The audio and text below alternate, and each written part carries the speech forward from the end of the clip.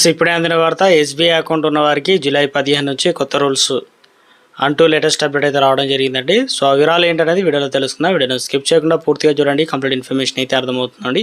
మొదటిసారి ఛానల్ వస్తే తప్పకుండా సబ్స్క్రైబ్ చేసుకొని bell button all notification activate చేసుకోండి.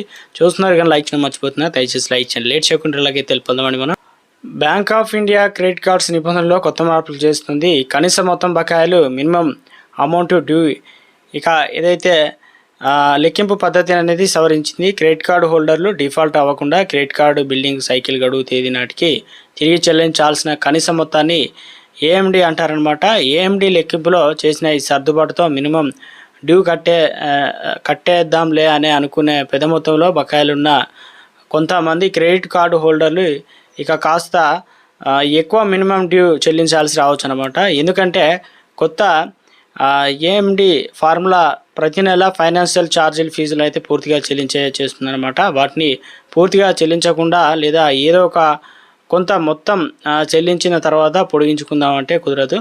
పెరిగిన ఏఎండి చెల్లింపుల కొంత మొత్తానికి ప్రత్యేకించి రివాల్వింగ్ క్రెడిట్ కారణంగా రుణం వారికి అనిపించడానికి మంచిదే.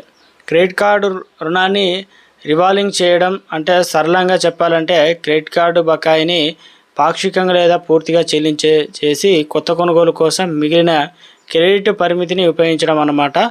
ఏం మారిందంటే ఎస్బీఐ క్రెడిట్ కార్డుల కొత్త minimum due MAD formula payment settlement ఆర్డర్ను ఎస్బీఐ కార్డు తమ వెబ్సైట్లో వివరించింది. జూలై 15 నుంచి ఏఎండి లెక్కింపులో 100% జీఎస్టీ, 100% ఈఎంఐ మొత్తం, 100% ఫీజులు, ఛార్జీలు, 100% ఫైనాన్షియల్ ఛార్జీలు, ఏదైనా ఓవర్ లిమిట్ మొత్తం, మిగిలిన బ్యాలెన్స్ బకాయిలు 2% ఉంటాయన్నమాట.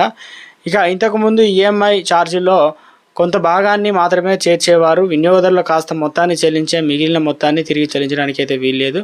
ఇక పేమెంట్ సెటిల్మెంట్ ఆర్డర్ విషయానికి వస్తే కార్డుదారికి బకాయిలపైన అందుకున్నటువంటి చెల్లింపులు 100% జీఎస్టీ, 100% ఈఎంఐ మొత్తం, 100% ఫీజు ఛార్జీలు, 100% ఫైనాన్స్ ఛార్జీలు, బ్యాలెన్స్ ట్రాన్స్ఫర్, రిటైల్, అదేవిధంగా ఖర్చులు క్యాష్ అడ్వాన్స్తో సర్దుబాటు చేయాలని పేమెంట్ సెటిల్మెంట్ ఆర్డర్ పేర్కొందనమాట. ఈ సవరించిన క్రమం వడ్డీ పెనాల్టీ పడే భాగాలను మొదట క్లియర్ చేసేలా చేస్తుంది. దీంతో దీర్ఘకాలికంగా కార్డుదారులకు వడ్డీ పెరుగుదల